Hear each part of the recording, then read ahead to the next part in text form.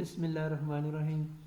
अज़ीज़ तलबा, इस video lecture में हम अपने यूनिट 10 की एक्सरसाइज के पार्ट सी यानी शॉर्ट क्वेश्चन को डिस्कस करेंगे। मुझे उम्मीद है कि आप इसमें दिलचस्पी से हिस्सा लेंगे और इसको समझने की कोशिश करेंगे। आइए शुरू करते हैं। पहला सवाल हमारे सामने है, जो मैंने इस तरह आपको सामने जवाब इसका लिखा हुआ टेबल की शक्ल में। पहले सवाल को हम समझ लेते हैं, फिर उसके बाद जवाब को डिस्कस करते हैं। Into which two main group, कौन से दो ग्रुप में can the planet in our solar system be classified, हमारे निज़ाम शमसी के जो सियारे हैं उनको हम क्लासीफाई कर सकते हैं किन दो बड़े ग्रुपों में। Describe two feature of each group, हर ग्रुप की दो दो खसूसियात आप बयान करें। तो इसमें देखें कि हमने टेक्स्ट बुक में पढ़ा था, यूनिट के अंदर दो ग्रुप जो होते हैं मेजर बड़े ग्रुप जो है मेन ग्रुप, इनर प्लैनेट होते हैं और आउटर प्लैनेट होते हैं। ये आपके सामने है। इनर प्लैनेट की एक कैटेगरी आ जाती है, ठीक है, और उसके बाद फिर हम इसको आउटर प्लैनेट की कैटेगरी में क्या कर लेते हैं, इतना डिवाइड कर लेंगे, यानी दो हमारे पास हेडिंग आ जाएंगी ना। और उसके बाद हमने दो दो कैरेक्टर लिखने हैं। Inner planet, they are rocky planet, ये जो प्लैनेट है ये कौन से प्लैनेट है, ये रॉकी प्लैनेट है, इसलिए इसको यहाँ पे हाईलाइट कर लेते हैं। और जो आउटर प्लैनेट जो होते हैं ये कौन से प्लैनेट होते हैं कंपोजिशन के पॉइंट ऑफ व्यू से, गैसेस, ये जनाब जो है ना प्लैनेट होते हैं, यानी इनका जो बॉडी है ये ठोस नहीं होता, ये गैसेस फॉर्म का बना होता है और नज़र ऐसे आ रहा होता है कि जैसे ये जो है ना सॉलिड है, मुकम्मल रॉकी है, ऐसा नहीं है। ठीक है जी, ये तो हो गया इसका पहला पॉइंट। और उसके बाद दूसरे पे आ जाएं। इनर प्लैनेट जो होते हैं, they lie in the centre of solar system, ये क्योंकि अंदरूनी है तो ये सूरज के करीब तरीन यही है वाक़या।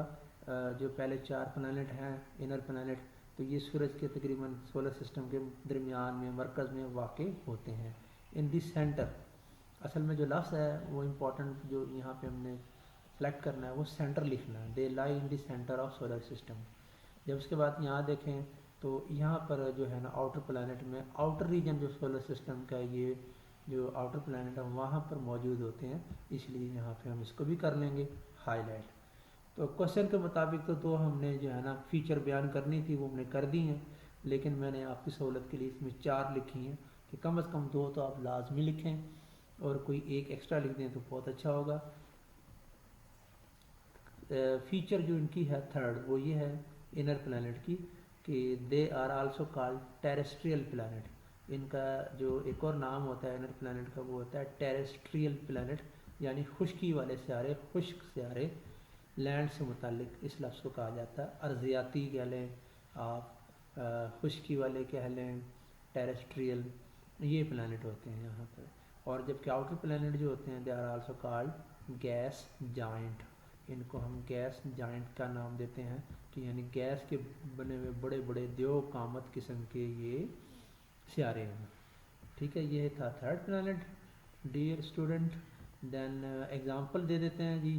फोर्थ फीचर, यानी फीचर तो नहीं है लेकिन एग्जांपल आ जाएगी ये कौन कौन से हैं। तो इसमें हमने तरतीब से लिखा हुआ है, मरकरी है, देन उसके बाद वीनस है, उसके बाद अर्थ है और लास्ट में जो है मार्स है।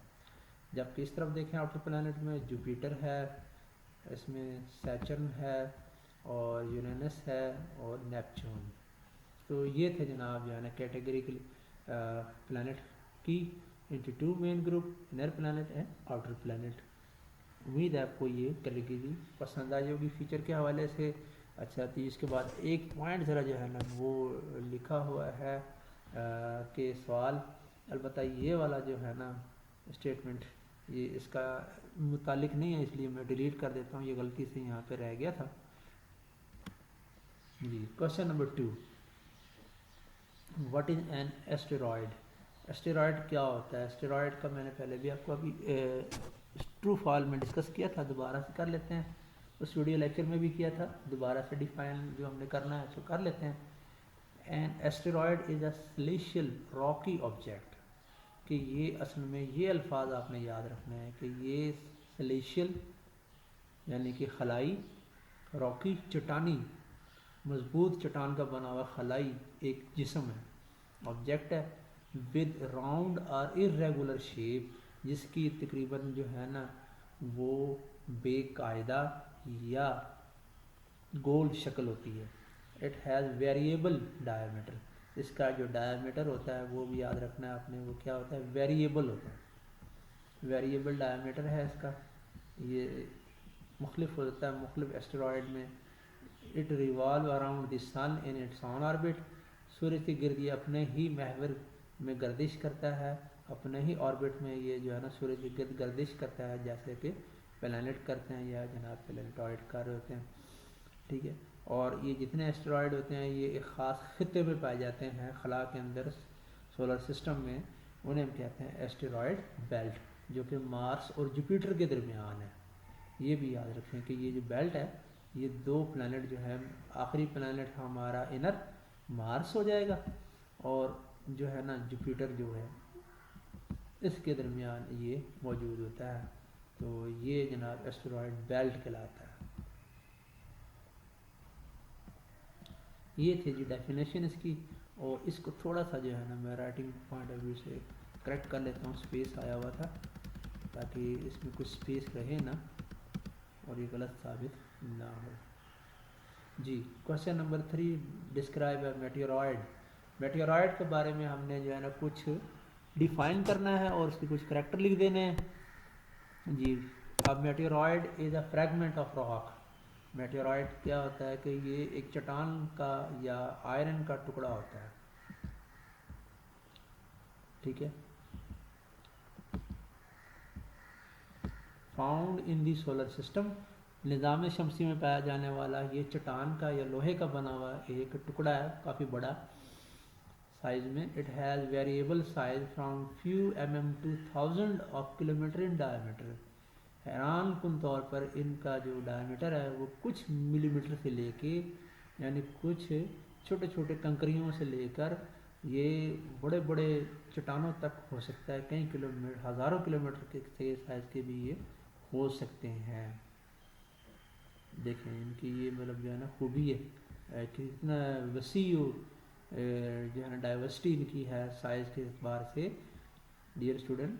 और when it enter the atmosphere, और जब ये हमारी फ़िज़ा में दाखिल होते हैं मेटेओरॉयड, इट बर्न, ये क्या हो जाते हैं, जलना शुरू हो जाते हैं ड्यू टू फ्रिक्शन, फ्रिक्शन की वजह से, और appear band of light and splash across the sky, और ये एक जो है ना रोशनी की पट्टी की सूरत में आसमान पे ज़ाहिर होते हैं।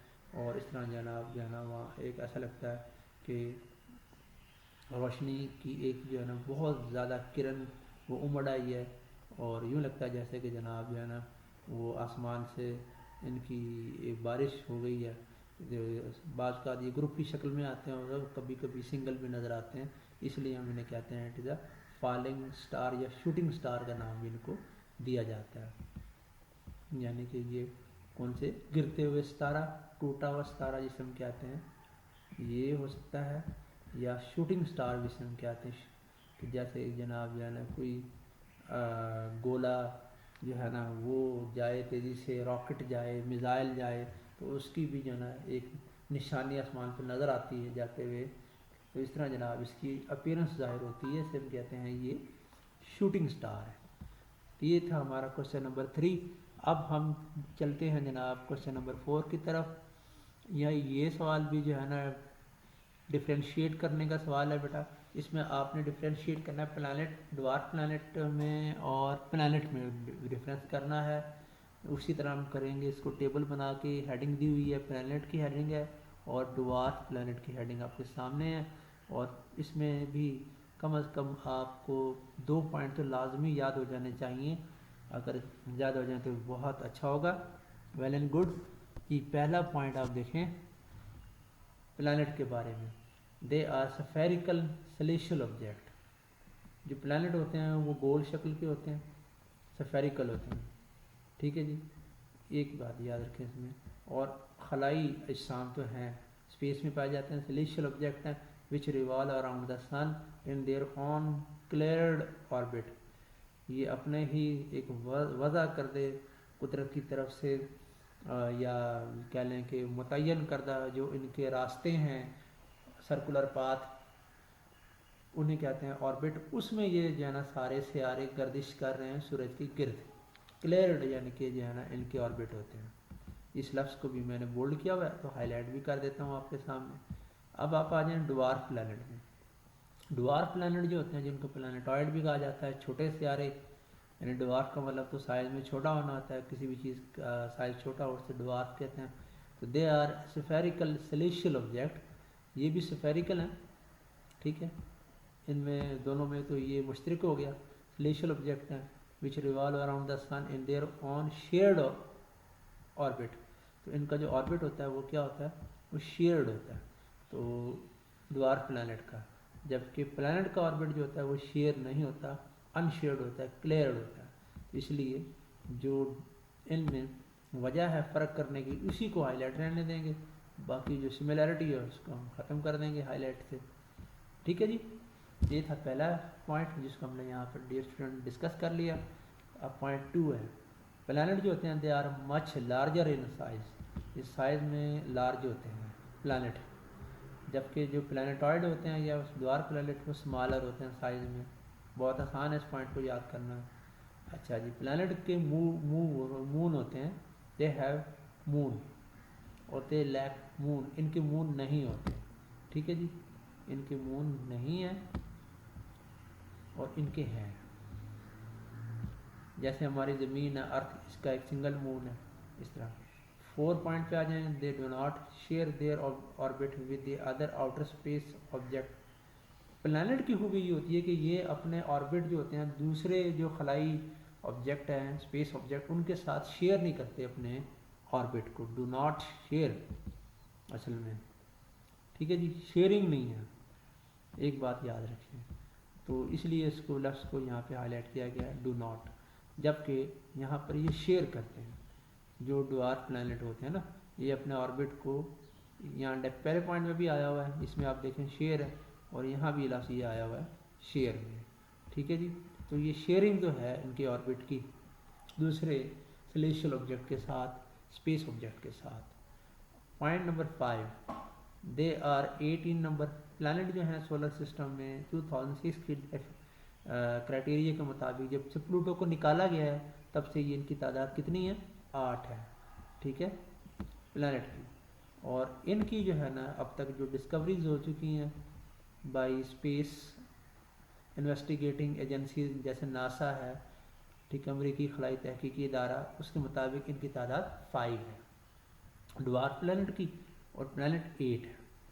एग्जाम्पल 6 पॉइंट में मेंशन है डियर स्टूडेंट, वो हम देख लेते हैं कौन कौन सी है। Mercury, Venus, Earth and Mars, ये तो इनर हो गए 4, और उसके बाद 4 आउटर में Jupiter, Saturn, Uranus and Neptune आ जाएंगे। जबकि इसमें सीरीज, प्लूटो, मेक, वामिया, हामिया एंड एरिस, ये जो है ना इसके ड्वार्फ प्लैनेट में 5 कैटेगरीज के जनाब जो है ना ये नाम शामिल है। तो ये था हमारा क्वेश्चन नंबर 4 डिफ्रेंशिएशन का, जिसको हमने यहाँ पे डिस्कस किया। डियर स्टूडेंट, उम्मीद है ये आपको समझ आ गया होगा। देन हम जाते हैं, एक छोटा सा सवाल है, why is sun consider a star, सूरज को हम सितारा क्यों कहते हैं, यानी सूरज जो है वो एक सितारा है, क्यों है। तो इसका जवाब जो है ना अभी यहाँ मुख्तसर करके लिखा हुआ है, आपकी क्लास 6 के लेवल के मुताबिक उसको जो है डिस्कस कर लेते हैं। Dear student, the sun is a star, पहले तो हम इसको सिंपल यूँ लिखेंगे कि sun is star, like other star, दूसरे सितारों की तरह, ठीक है, it has giant ball of burning gases, कि ये भी एक जो है ना जलती हुई गैसों का एक बहुत बड़ा कुर्रा है, बॉल है, स्फेरिकल यानी कि जो है ना ऑब्जेक्ट है, जिसमें हर वक्त लाखों करोड़ों की तादाद में जो है ना न्यूक्लियर रिएक्शन हो रहे हैं। कौन से रिएक्शन हो रहे हैं, न्यूक्लियर रिएक्शन हो रहे हैं, जिसकी बदौलत जो है ना बेतहाशा तवानाई पैदा हो रही है, जो सूरज की रोशनी की शक्ल में ज़ाहिर हो रही है, और वो पूरे सोलर सिस्टम में पहुंच रही है, ज़मीन पे भी आती है। हमारी शमसी तवानाई, सूरज की रोशनी 8:20 में तकरीबन यहाँ पहुंच जाती है। और इसीलिए हम कहते हैं कि ये जो सूरज है giant ball of burning gases है, ठीक है, and radiate heat and light into space. सूरज जो है वो हर वक्त खला में हीट और लाइट दोनों खारिज कर रहा होता है। रेडिएट का मतलब खारिज कर रहा है। इसीलिए जो सूरज है it is luminous body.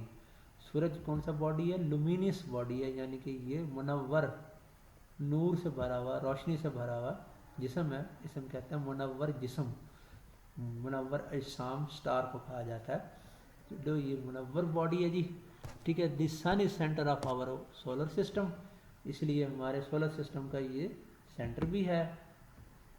It is closest star to our planet earth, ये हमारी ज़मीन के करीब पाया जाने वाला सितारा है सोलर सिस्टम में, या स्पेस के पॉइंट ऑफ व्यू से भी बात करेंगे तो यही होगा कि सबसे करीब तरीन सितारा हमारी ज़मीन के वो सन है। ये था क्वेश्चन 5 जिसको हमने डिस्कस किया। इस लेक्चर को हम यहीं तक डिस्कस करेंगे और अगले नेक्स्ट लेक्चर में हम लॉन्ग क्वेश्चन को डिस्कस करेंगे। उस वक्त तक मुझे इजाज़त दीजिए, अपना ख्याल रखिएगा। अल्लाह हाफिज़।